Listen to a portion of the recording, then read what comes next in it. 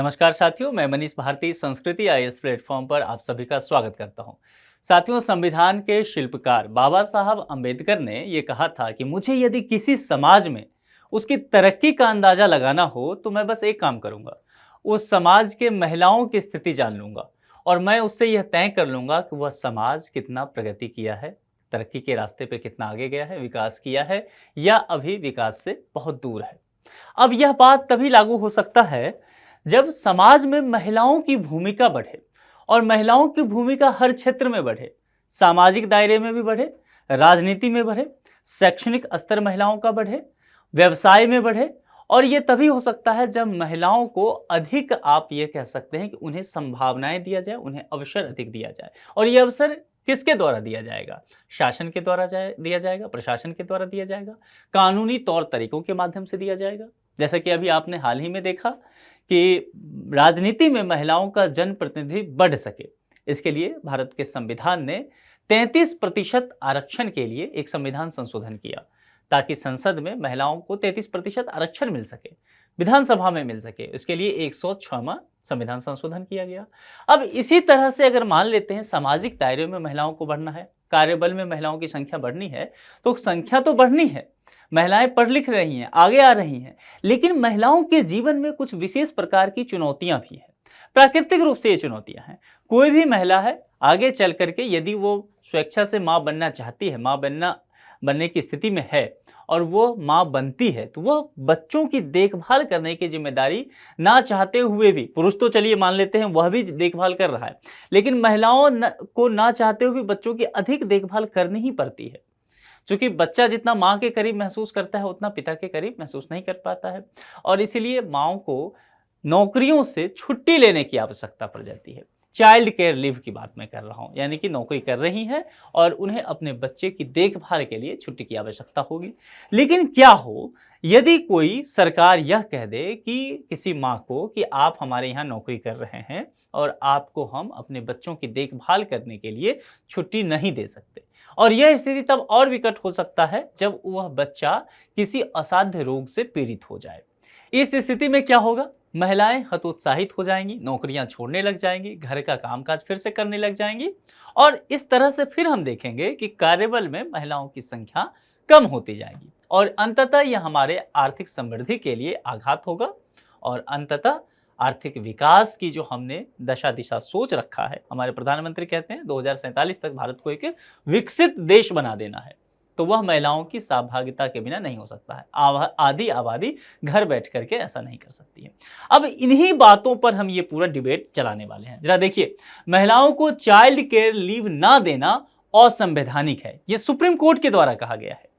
और supreme court के द्वारा जब ये बात कह दिया गया है तब यहाँ पर इसलिए भी जरूरी हो जाता है कि सुप्रीम कोर्ट के द्वारा दिए गए विभिन्न निर्णय अपने आप में एक कानून बन जाता है, एक नजीर बन जाता है बाकी न्यायालयों के लिए, बाकी सरकारों के लिए। ठीक है, अब यहाँ पर यह मामला जो है हिमाचल प्रदेश का है। देखिए, denying women child care leave is violation of constitution. अब ये सुप्रीम कोर्ट ने कहा है और ये मामला जो है हिमाचल प्रदेश के कॉलेज की शिक्षिका है, सहायक प्रोफेसर है, उनसे संबंधित है। इनके बच्चे को एक आनुवांशिक विकार है, बीमारी है। आनुवांशिक यानी कि वंश से जो चीजें बढ़ते हुए आ गया, पहले दादा में रहा होगा, पिता में रहा होगा, बच्चे में हो गया, या किसी में रहा होगा और वह बच्चे में आ गया है। तो आनुवांशिक रोग एक है, वह एक असाध्य रोग के जैसा है। इस पीड़ित बच्चे के देखभाल के लिए उन्हें CCL चाहिए था। CCL माने चाइल्ड केयर लीव चाहिए था, लेकिन यहां पर यह स्थिति जो है वहां के सरकार ने ये चीजें देने से मना कर दिया गया। ये जो पीड़ित रोग है, इस बीमारी से ये पीड़ित रहे हैं। अब यहां पर जब ये नहीं दिया गया तो हिमाचल प्रदेश सरकार का कहना है कि केंद्रीय सिविल सेवा अवकाश नियम 1972 के अंतर्गत बाल देखभाल अवकाश के प्रावधानों को राज्य में स्वीकृत नहीं किया गया है। इनका कहना है कि देखिए, ये कानून जो है यह राज्य सरकार, हिमाचल प्रदेश की सरकार ने स्वीकृत नहीं किया है, तो इसके आधार पर आपको छुट्टी नहीं दिया जाएगा। उस महिला प्रोफेसर से कहा राज्य सरकार ने। महिला सहायक प्रोफेसर ने बाल देखभाल अवकाश से संबंधित हाई कोर्ट में फिर याचिका दायर कर दी। अब मामला हाई कोर्ट के समक्ष लेकर के पहुंच जाती है कि सरकार मेरी बात नहीं सुन रही है, आप मेरी बात सुनिए।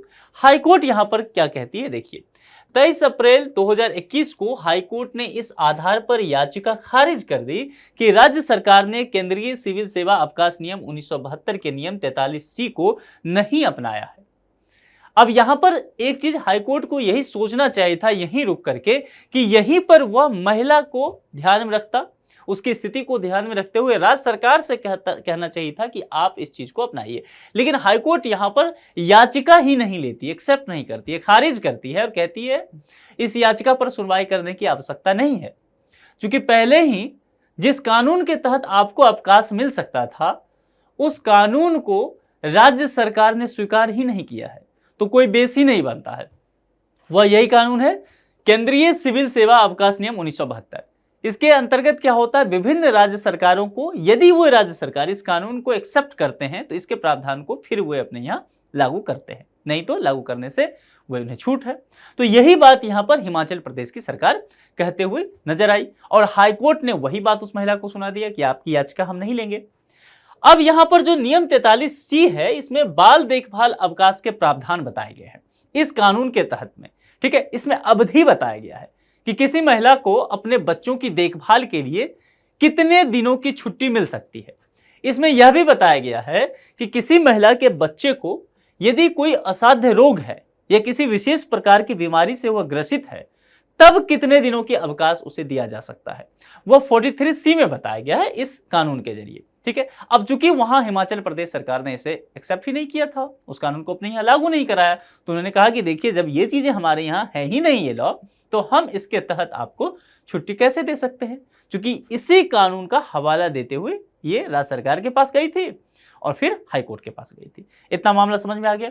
अब जब ये मामला हाईकोर्ट ने भी नहीं देखा, हाईकोर्ट ने भी इनकी याचिका नहीं स्वीकार कर दी कि तब ये मजबूर होकर के अपनी याचिका लेकर के सुप्रीम कोर्ट के दरवाजे पर पहुंच जाती है कि हुजूर ये देखिए राज्य सरकार हमारी बात नहीं मान रही है, हाई कोर्ट नहीं मान रही है, आप इस मसले को देखिए, मुझे जरूरत है। अब देखिए, राज्य सरकार द्वारा नियमों को चयनात्मक रूप से अपनाना एक कल्याणकारी राज्य की अवधारणा के विरुद्ध है।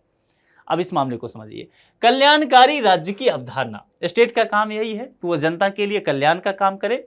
यहां जो है चयनात्मक रूप से कहा गया है, नियमों को चयनात्मक रूप से, वहां राज्य सरकार से ये उम्मीद की जा रही है कि वो इस महिला की कंडीशन को देखते, लेकिन ऐसा नहीं किया गया उस नियम को लेकर के। तो ये याचिका में इनके वकील के द्वारा ये तर्क दिया गया सुप्रीम कोर्ट में कि इस याचिका को आप इसीलिए एक्सेप्ट कीजिए, महिलाओं एवं बाल अधिकारों पर अंतर्राष्ट्रीय सम्मेलन के नियमों का भी उल्लंघन किया गया है।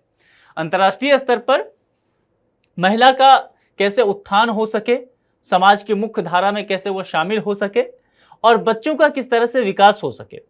और बच्चों के विकास की यहाँ पर शिक्षा की तो बात की जाएगी और साथ ही स्वास्थ्य की भी बात की जाएगी, बाल अधिकार जितने भी तरह के हैं, ठीक है। तो इन सभी चीज पर लेकर के अंतर्राष्ट्रीय सम्मेलन जो हुए उसका भी उल्लेख जो है इस याचिका में किया गया, ठीक है। अब यहां पर इसको लेकर के सुप्रीम कोर्ट इस याचिका को एक्सेप्ट कर लेती है। ध्यान देना है, हाई कोर्ट ने याचिका को खारिज कर दिया था, सुप्रीम कोर्ट इस याचिका को एक्सेप्ट करती है और सुप्रीम कोर्ट फिर इस पर काम करती है।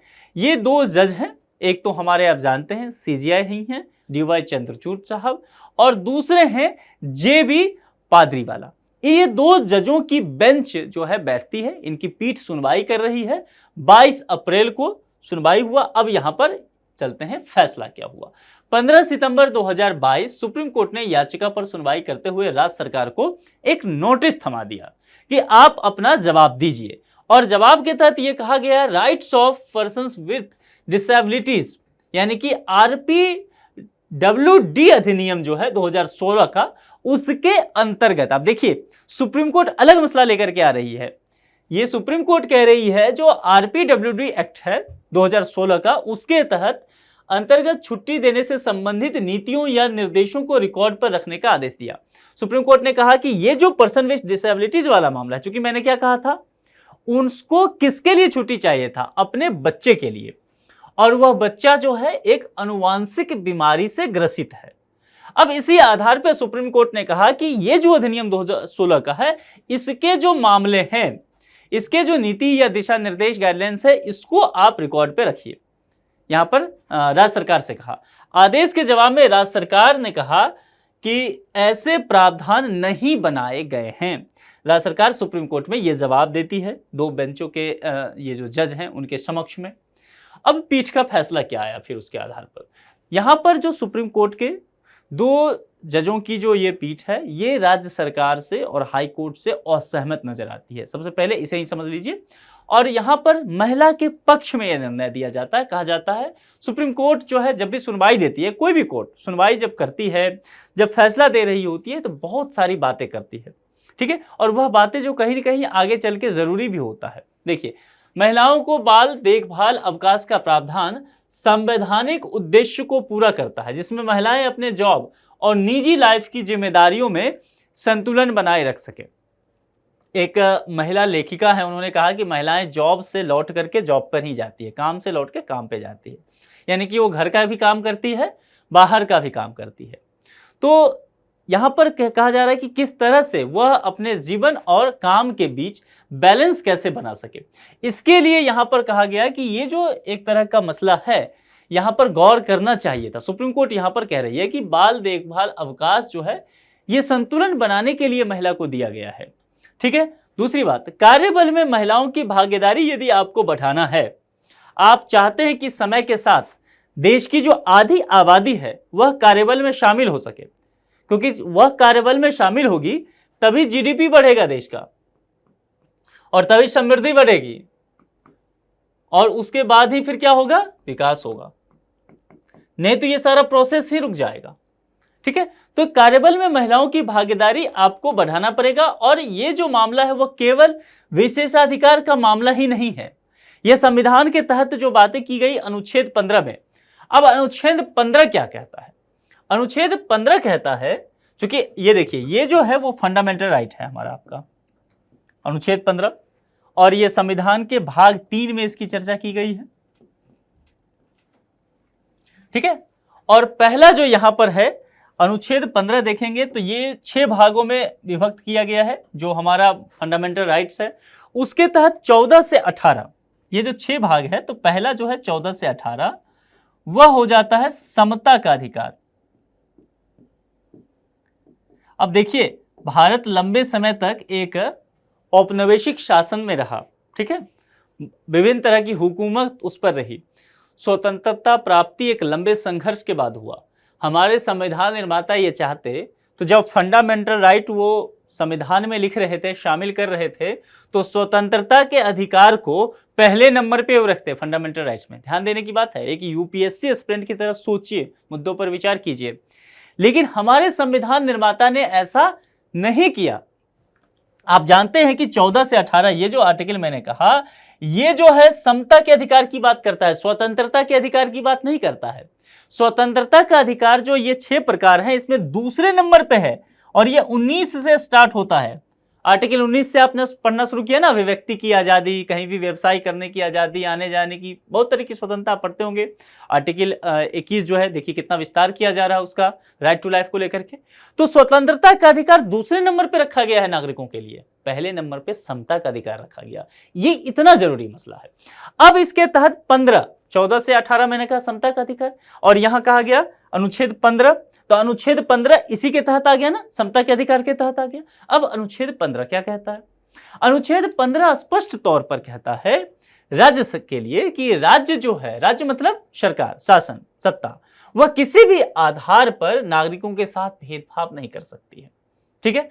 अब उसके कुछ आधार भी बता दिए गए कि वह जाति के आधार पर भी नहीं कर सकती है, वह धर्म के आधार पर नहीं कर सकती है, वह जो है आप कह सकते हैं नस्ल के आधार पर नहीं कर सकती है, और इसके अलावा वह जो है लिंग के आधार पर भी नहीं कर सकती है, वह जन्म स्थान के आधार पर भी नहीं कर सकती है भेदभाव।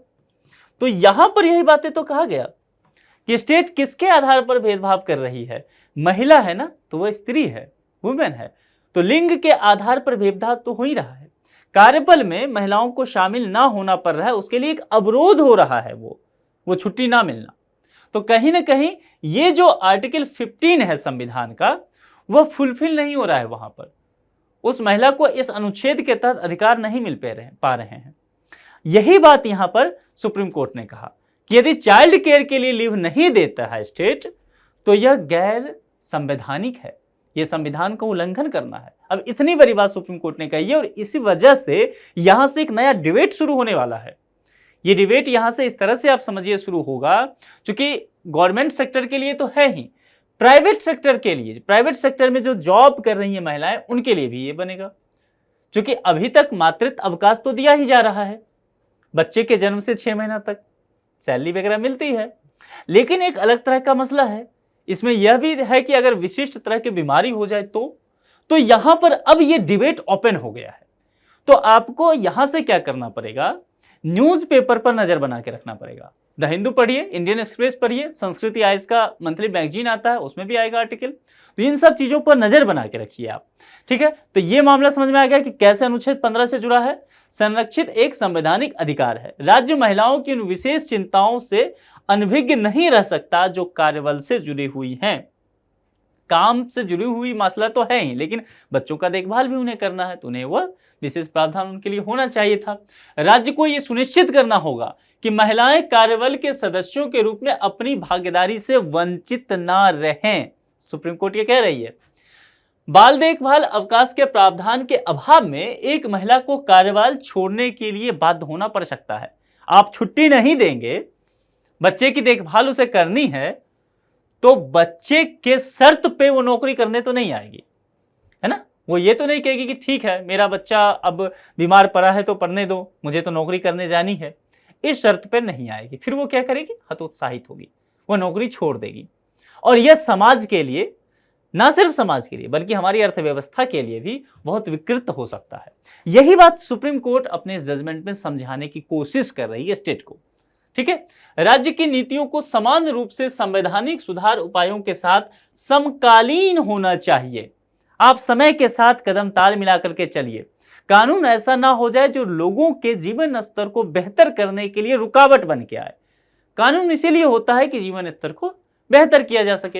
हिमाचल प्रदेश राज्य सरकार को बाल देखभाल अवकाश देने संबंधी पहलू पर विचार करना चाहिए, यानी कि वही 1972 वाला कानून की बात की जा रही है। ये कानून ध्यान में है जो ये कहा ना कि हमारे यहाँ तो ये लागू है ही नहीं, केंद्रीय सिविल सेवा अवकाश नियम 1972। तो अब ये कहा गया कि भैया अब अपने आपके पास ये मामला हम आप पर छोड़ते हैं। सुप्रीम कोर्ट ने कहा कि आप इसे कोशिश कीजिए कि अपने यहाँ लागू कर सके।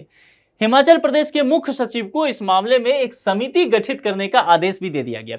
मुख्य सचिव क्यों, जब आप IAS ऑफिसर बनेंगे, 15-20 साल 30 साल जॉब कर लेंगे तो संभव है आप भी मुख्य सचिव बन सकते हैं। तो ये पूरी तरह से प्रशासनिक कामों को देखते हैं। राज्य के प्रशासनिक एक तरह से कह सकते हैं कि आप प्रशासनिक सेवा के एक प्रमुख होते हैं, सब कुछ इनके अंदर आता है। तो इनको कहा गया कि मुख्य सचिव को ही सुप्रीम कोर्ट ने सीधा, सुप्रीम कोर्ट जब भी बुलाती है ना तो सामान्य प्रशासन से संबंधित तो सीधा मुख्य सचिव को बुला लेती है, और अगर पुलिस विभाग से तो सीधा DGP को ही बुला लेती है। कई बार ऐसा होता है। तो मुख्य सचिव को ही सुप्रीम कोर्ट ने कह दिया कि देखिए आपको ही हम कह रहे हैं कि आपको क्या करना है, इस मामले से संबंधित एक समिति का गठन कर दीजिए। और इसने कहा कि समिति का गठन तो कीजिए ही, इसके अलावा एक रिपोर्ट दीजिए कि ये समिति का जो आपने गठन किया है, यह समिति क्या काम कर रही है, ठीक है। और सुप्रीम कोर्ट ने एक और काम कर दिया, डेडलाइन फिक्स कर दिया कि ये नहीं कि अनंत काल तक आप ये काम करेंगे, इसके लिए हम आपको समय दे रहे हैं। और समय कब तक दिया, 31 जुलाई 2024। लगभग कह सकते हैं 2.5 महीना का समय है इस मुख्य सचिव के पास एक समिति गठित करके उसका रिपोर्ट तैयार करके सुप्रीम कोर्ट के सामने देने के लिए।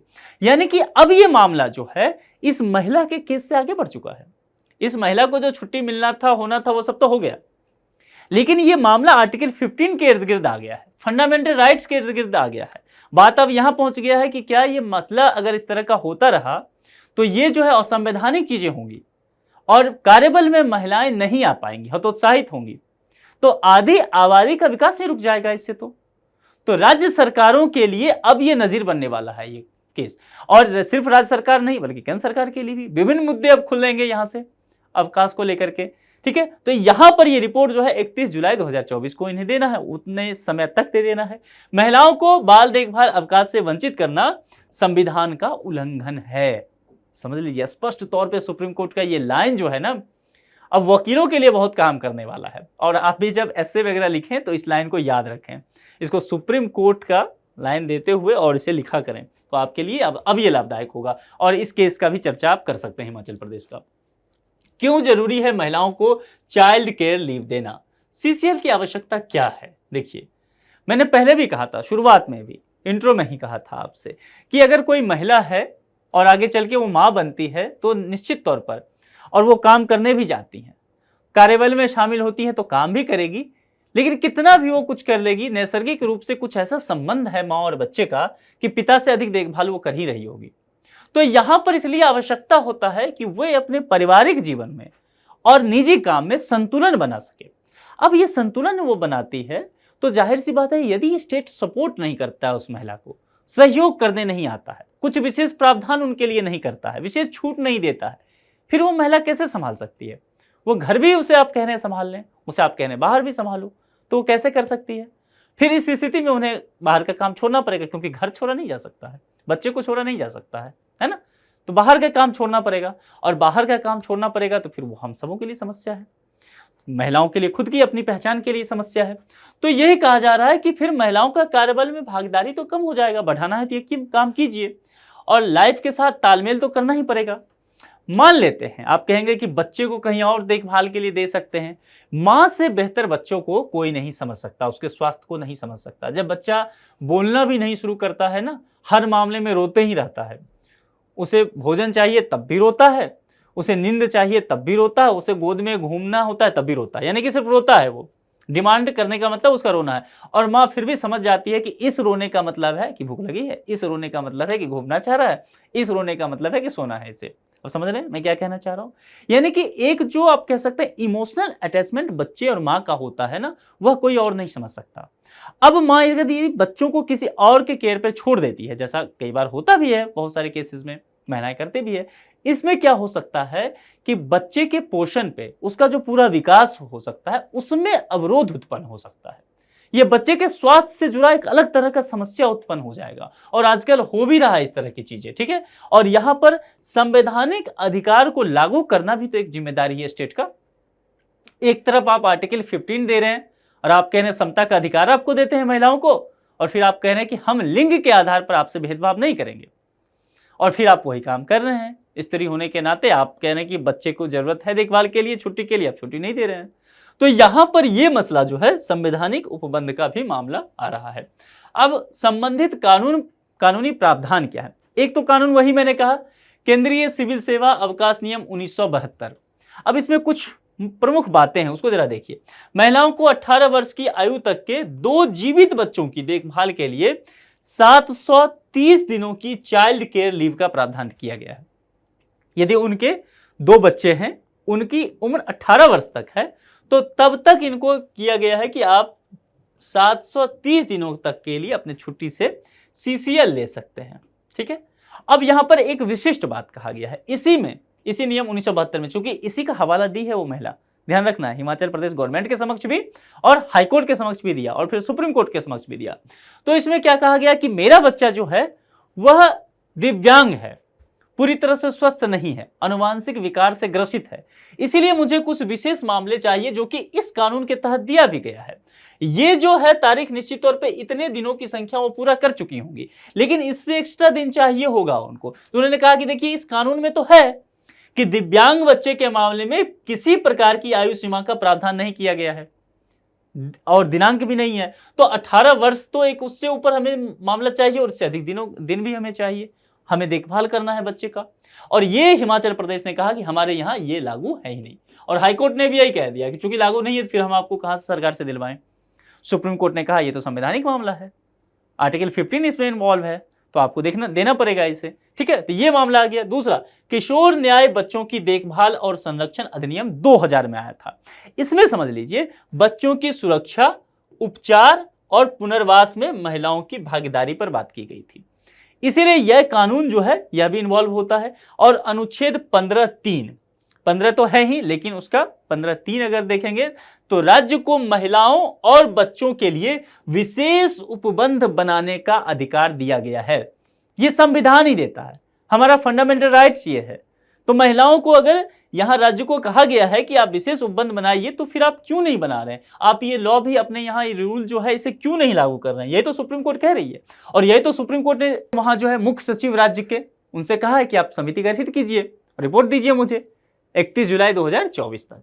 तो ये मामला जो है डिबेट ओपन हो गया है और ये मुद्दा इस तरह का हो गया है, ध्यान रखिए, जो प्रीलिम्स के लिहाज से बहुत महत्वपूर्ण होने वाला है, क्योंकि एक कानून बीच में आ गया है, अवकाश से संबंधित है और ये कानून ऐसा है जो केंद्र सरकार और राज्य सरकार दोनों से संबंधित मसला है, हर कामकाजी व्यक्ति से संबंधित है, खास करके महिलाओं से और बच्चों से तो है ही, ठीक है। और ये जो बड़ा एक डिबेट अब ओपन होगा सुप्रीम कोर्ट के इस जजमेंट के बाद, खास करके 31 जुलाई 2024 को रिपोर्ट आनी है, उसके बाद फिर सुप्रीम कोर्ट में क्या क्या कहती है। और खुद चीफ जस्टिस DY चंद्रचूड़ बैठे हुए हैं, बहुत प्रोग्रेसिव माइंडसेट के वो जज हैं, तो इस मुद्दे को वो आगे खींचने वाले हैं, क्योंकि उन्होंने फंडामेंटल राइट से जोड़ दिया आर्टिकल 15 से। ये डिबेट ओपन हुआ है यहाँ से, तो आपको नजर बना के रखना पड़ेगा। ये मेंस के लिहाज से, जो पेपर 1 में आप इंडियन सोसाइटी पढ़ते हैं, पेपर 2 में आप सोशल जस्टिस पढ़ते हैं, पेपर 3 में इकोनॉमी पढ़ते हैं। आप कहेंगे इकोनॉमी की चर्चा क्यों कर रहे हैं? मैंने बार बार आपसे कहा कार्यबल, वर्क फोर्स की बात मैंने कहा, तो वर्क फोर्स में आधी आबादी तो महिला है, वह घर का गृहस्थी का काम करती है, वो जीडीपी में शामिल हो नहीं रहा है। कार्यबल में तभी गिना जाएगा जब वो जॉब करेंगी या बिजनेस करेंगी, और आप उन्हें रोकना चाह रहे हैं, अवकाश ना देकर के बच्चों की देखभाल ना करे, तो फिर वो तो जॉब छोड़ेगी, घर पे बैठेगी। तो ये पूरी चीजें जो है समृद्धि के लिए नुकसान होगा, ग्रोथ के लिए, और ग्रोथ से आगे बढ़ करके डेवलपमेंट के लिए। तो ये पूरा डिबेट जो है पेपर 3 तक भी अब आपका जाएगा। और इसके अलावा ये मुद्दा एथिकल मुद्दा होने वाला है, ये केस स्टडी में आ सकता है, और इसके अलावा एसए में आपसे पूछा जाएगा। ये चीजें हो सकता है प्रश्न आए, एसए के लिए अच्छा टॉपिक है ये। अगर एसए में महिलाओं बच्चों से संबंधित मसले आते हैं और महिलाओं के जीवन में चुनौतियों की बात की गई, तो एक आप इसकी चर्चा कीजिए इस केस की, और सुप्रीम कोर्ट का जजमेंट बताइए। और फिर यदि इंटरव्यू वगैरह में इस तरह की बातें की जाती है, उसको भी कोट कीजिए आप, देखिए आपका आंसर कितना अच्छा हो जाएगा। तो फैक्ट के साथ कंक्रीट बातें करेंगे तो बेहतर आप आंसर कर पाएंगे, ठीक है, मैच्योरिटी झलकेगा आपके जवाब में। चलिए अब आप इस पर एक प्रीलिम्स का प्रश्न देखते हैं। बाल देखभाल अवकाश से संबंधित निम्नलिखित कथनों में से असत्य कथन का चयन कीजिए। असत्य मतलब गलत कथन का। 4 है, उसमें से कोई एक गलत होगा, बाकी सब सही होगा। केंद्रीय सिविल सेवा अवकाश नियम 1972 के अंतर्गत बाल देखभाल अवकाश का प्रावधान किया गया है। भारत में महिला व पुरुष दोनों को बाल देखभाल अवकाश देने का प्रावधान किया गया है। बाल देखभाल अवकाश महिलाओं के लिए एक संवैधानिक अधिकार है। सभी कथन सत्य हैं। तो असत्य कथन का चयन करना है, लेकिन एक यहां पर यह भी दे दिया गया है कि सभी कथन सत्य है। तो ये 4 विकल्प हैं, आप देख लीजिए कौन सा सही है। उसके आधार पर जो भी विकल्प आपको सही लगे उसका चयन करके कमेंट बॉक्स में आप उसका जवाब दीजिए। इस पूरे टॉपिक पर आप क्या सोचते हैं? क्योंकि ये एक ऐसा मुद्दा है ना जिसपे हम सब कुछ ना कुछ सोच तो रहे होते हैं। हम सब के घर परिवार से संबंधित ये मुद्दा है, ठीक है। हमारी माता हैं, बहनें हैं, लाइफ पार्टनर कोई हो सकती हैं, तो सबसे संबंधित ये चीजें हैं। घर में बच्चे से संबंधित है, उन सबके संवैधानिक अधिकार की बात है, ठीक है। बहुत सारे लोग इन सब चीजों को लेकर के जॉब में संघर्ष करते होंगे, कोर्ट जाते होंगे, और चूंकि अब यहां से मामला ये प्राइवेट इंडस्ट्री से भी जुड़ेगा। प्राइवेट इंडस्ट्री इससे पहले ही बसती रहती है, जो प्राइवेट फर्म होती है, क्योंकि उन्हें होता है कि अब महिलाएं बच्चे का देखभाल करेगी तो फिर हमारे यहाँ जॉब करने नहीं आएगी और हमें सैलरी देना पड़ेगा। इन सब वजहों से एक चुनौती महिलाओं के सामने उपस्थित हो जाता है कि फिर प्राइवेट फर्म ये कोशिश करती है कि महिलाओं को अपने यहाँ जॉब पे ना रखें, यानी कि उनकी संभावना जो है, नौकरी पाने की संभावना जो है, वह धीरे धीरे कम होते जाता है। यह व्यवहारिक तौर पर आपने देखा भी होगा। तो ये स्थिति सब उत्पन्न हो सकता है। इन तमाम मुद्दे पर आप क्या सोचते हैं? कभी आपके आसपास में, आपने रिश्तेदारों में किसी ने इस तरह की परिस्थिति को फेस किया हो? आप अपने विचार को कमेंट बॉक्स में जरूर लिखिए। इस लेक्चर में इतना ही रखते हैं। किसी दूसरे लेक्चर में किसी दूसरे मुद्दे के साथ आपसे मुलाकात होगी। अपना बेहद ख्याल रखिए। Thank you.